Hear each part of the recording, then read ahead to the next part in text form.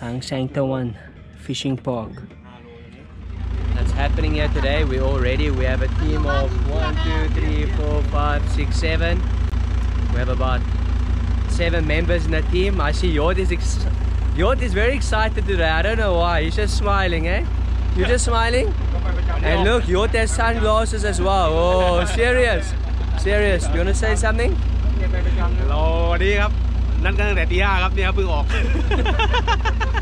I think Jort had a good party last night because he's very happy this morning. Hopefully he's not tired. Is everyone ready? It's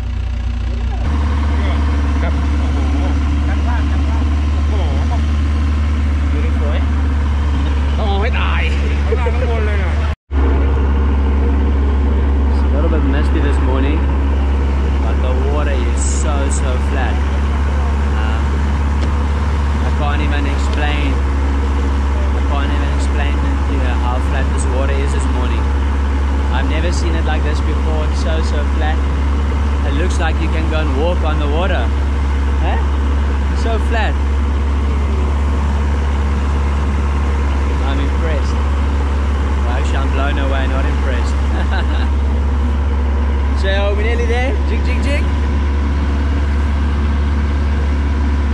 Nearly there. Far way out. So we're using a underground 40-gram jig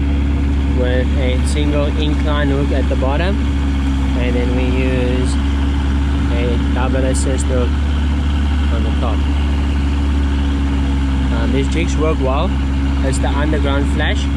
40 grams. They're quite useful here at Songkhla. โปรคิดโดนครับโปรเฟสเซอร์ครับโอ้อย่างมันครับบิ๊กวานครับตัวนี้ใหญ่แน่นอนแสดงว่าจะได้ปลาใหญ่ต้องเปิดกับปลาไซก่อนใช่ไหมมาแล้วท่อนไหมอ่ะไม่กระโดดตีลังกาเลยพี่ผมคิดว่าน่าจะเป็นอันนี้ครับเสียดหรือไม่ก็ไอ้กูเล้ารายการตีลังกาเนี่ยมีไม่กี่ตัวอินทรีก็โดดนะบางครั้งยิงข้างในมาตีเพื่อเป็นกูเหลาสู้ไม่ได้เล่นนะอาจจะเป็นกูเหลาโอ้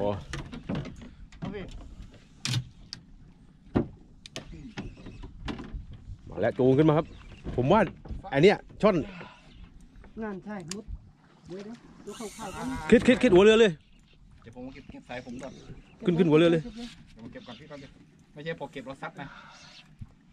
โอเคพี่อีกดูดิมันบาดท้องเรือไหมไม่บาดจริงมันไปนู่นอินทรีไหมอินทรีใหญ่ปีกแม่นๆเลยนะปีกโอ้ติดปากได้อยู่โอ้อินทรีใหญ่ครับซาซิมิHappy birthday โอ้ไซฮาครับไซฮาลักกี้ซาซิมิอยู่ไหมอยู่อินทรีเหมือนกันไหมใช่พี่รูดอ่ะเข้าแล้วไม่เปียกกับเดี๋ยวเปียกดูไว้กับข้าวแล้วในกล้องมันจะมีกล้องกล้องนอนนะพี่กล้องนอนไม่กล้าตีเปิดอะไรครับเอาจัดการทีเดียวเปิดมาแล้วขึ้นเลยแต่บางอยู่ได้เลยครับพี่ใช้ได้ครับโอ้ชงครับอินซีครับคิงแมคเคลก๊อก2นี่ก๊อก2วิ่ง ไปครับก๊อกแล้วครับเว้ย number 2ครับผม lucky jig เยอะนั้นทุบกันหมดแล้วเหลือแต่เราตอนนี้ครับอินซีสวยSo it's about lunchtime here now. It's very hot here today on the water. Luckily we got the shade on the hunter. You know, so if you do book the hunter, you have some shade, so you don't have to sit in the baking sun.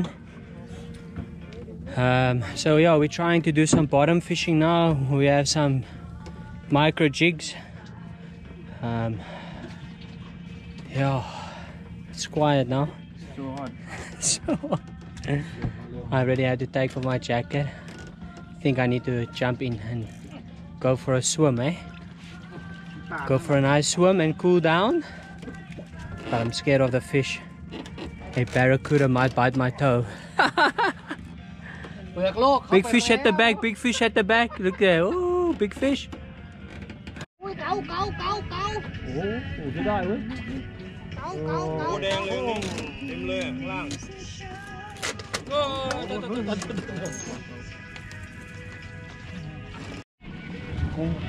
กัด ที่ว่าเป็น กองนนมันจะกระดับลงทุบไปเลย ครับ เดี๋ยววิ่งปื๊ดแค่ที ประ เดี โย ยว ชน์ครับประโยชน์ ใส่สลิง ครับอันเลยครับเริ่มอีกสิสีได้สัก สาครับปลดล็อกสาครับ ได้ครับพี่ สาครับผมมาแล้ว ได้กับมาเอ้า เย้ชัวร์เลย Barracuda, eh? อะไรกูด่า บุ้งเอ้ย เดี๋ยวเลยฮิวตัวนี้เลยฮิวเลยคุณน่ะ ปลาสาครับ พี่ยอด หูช้างโชว์ให้ดูน้องดิวก็อยู่ที่ไหนครับน้องดิว นะครับพี่ ก็อยู่ที่ไหนครับ ครับ ครับมันมีด้วยที่ช้างเหรอหูช้างครับแน่นอนครับ